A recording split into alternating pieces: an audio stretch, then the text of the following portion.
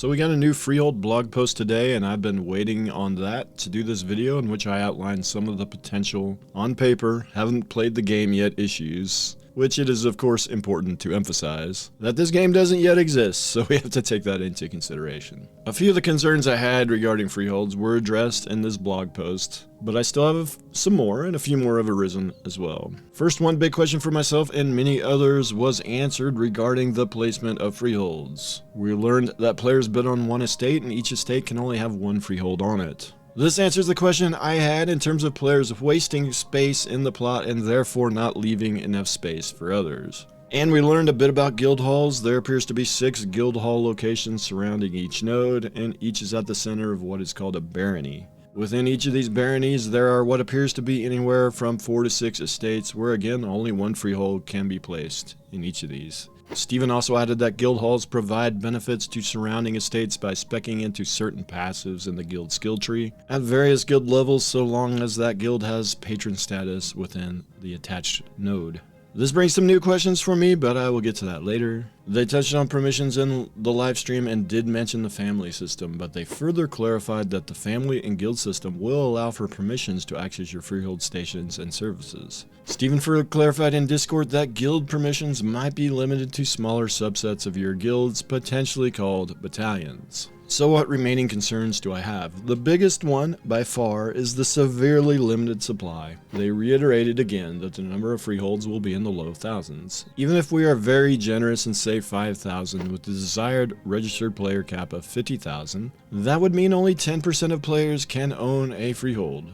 It does seem the intention is for the family and guild permission system to allow more players to access them. So we know that a family can have a maximum of 8 players, and that can increase to 9 if there is a marriage. So if the players would somehow maximize the families to allow the maximum number of players to access a freehold, the number of players that could access them would increase to 40 to 45,000, using again that very generous 5,000 freeholds number, which would probably be more than enough for everybody to access a freehold, because while the registered player limit is 50,000, we know that a lot of people will only play for a few levels and quit.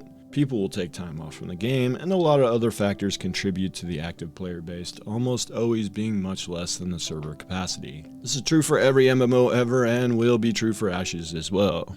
The reality is the freeholds are not likely to be evenly distributed amongst all the families and guilds in the game. Instead, I think due to the bidding system, I think the largest guilds with the biggest access to resources in the game could be the ones that are able to win the most bids, and therefore I think, at least on paper, I can see a lot of ways that the smaller guilds could be locked out of this system, at least to some extent. Or they might have to pay the larger guild exorbitant fees to access their family permissions to use their freeholds. And the Stephen comment in the Discord, I think, is a further snowball effect that could make these guilds even more powerful, with the largest guilds again likely being the ones that achieve the few patron slots in the best nodes. Because what do we know about becoming a patron of a node? This is all old quotes from the wiki, so we know that some of this probably could have changed, but we know that guilds that contribute the most to a node are said to be the ones that achieve patron status. And to me, what is one of the ways to contribute the most to a node? I think it's simply just to have a whole bunch of people. That's probably going to be one of the most efficient ways. And you might be saying, but yeah, there's a 300 person guild member cap according to an old quote on the wiki, which may have changed. Well, I think what will happen there is that the big guild just makes use of the alliance system. The current wiki quote is old, but stated that the alliance cap is 4, so in reality the big guilds just make 4 300 person guilds and then funnel them all to that node that needs to be leveled, and thereby at least a few of those guilds are probably going to take one of the few patron slots.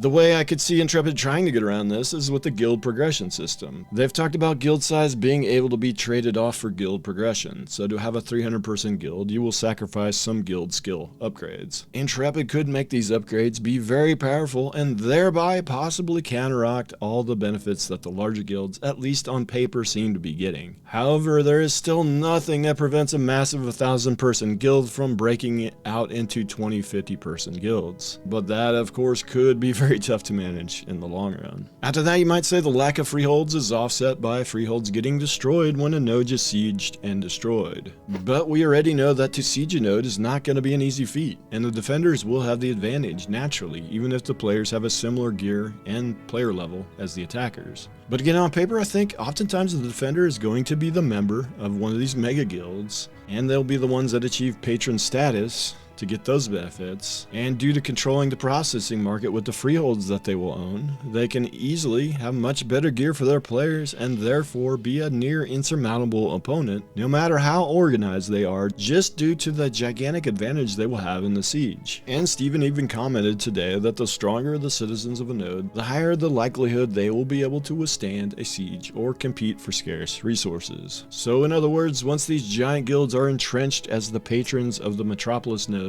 which will come with a gigantic defensive advantage, as the higher level of a node, the better the defender advantage they will have. I think once they get that in place and hire a patron of a metropolis node and own all the freeholds, they're going to be tough to beat. And also, the attackers need to acquire a massive amount of resources to even have a chance to successfully siege the node to begin with, at least according to an old wiki quote. The quote from the wiki is that it will take a similar amount of resources and time to successfully acquire all of the siege equipment and the siege scroll as it took to build the node in the first place. These materials might be hard for the guilds that do not have control of the processing market to acquire. And then on top of that, these mega guilds could also control the regional castle, which confers all sorts of benefits to them, including keeping a portion of the taxes for themselves and access to flying mounts for the king and queen. And remember, these benefits are said to increase over time, so the longer they own the castle, the more these benefits go up. The bottom line is, of course, we're looking at this all on paper right now, and it's all speculation. But I'm also looking at it from the perspective of someone that has played a lot of large-scale open-world PvP MMOs that have objectives in the open world that guilds can capture and benefit from. In these games, the large Zerg guilds often dominate, and on paper I'm just not sure Ashes will be any different. But again, we need to see it in game, and we know that Intrepid is willing to make adjustments once we get in and test it, and that's a big key. I remain incredibly interested in Ashes, if that wasn't already obvious with how many videos I've done and doing an hour-and-a-half video on Ashes and many other things. But I do have concerns, of course. Perhaps the two biggest are the massive scope and the potential for mega guilds to dominate. With that in mind, I'm probably going to redo my mega guilds will dominate video or whatever it was called at some point, maybe after the node stream, as I think we might have further evidence now that they very well might just do that. Again, a large and well-organized guild that has established themselves as the patron of a large metropolis node and owns a lot of the freehold plots near the metropolis node, which is probably going to be an ideal location. And if they min-max these freeholds by placing them around their guild halls to get these benefits as well, because they're a patron of the Metropolis node, and they own the regional castle as well, which has benefits that increase the longer the guild owns the castle, which is yet another snowball mechanic that makes the rich richer, so to speak. I think these guys could be, in theory, very difficult to unseat once they get to this point. In fact, I think the only thing that might unseat them is drama. And with the size of the world, the way the affiliation tree works, and with the guild size limit, I think it's certainly possible that many of these very large guilds will splinter off into many smaller parts over time, as I have very often seen that in previous MMOs as well. But to rely on that is the only way to defeat these guilds once they become entrenched and dominant on a server might not be the best approach either. Also, it has been said, and I agree, that the massive size of the world could mean that one guild could have trouble controlling the entire world, and that is certainly possible. But then I think other large guilds just take over the other areas of the world, and the end game just ends up being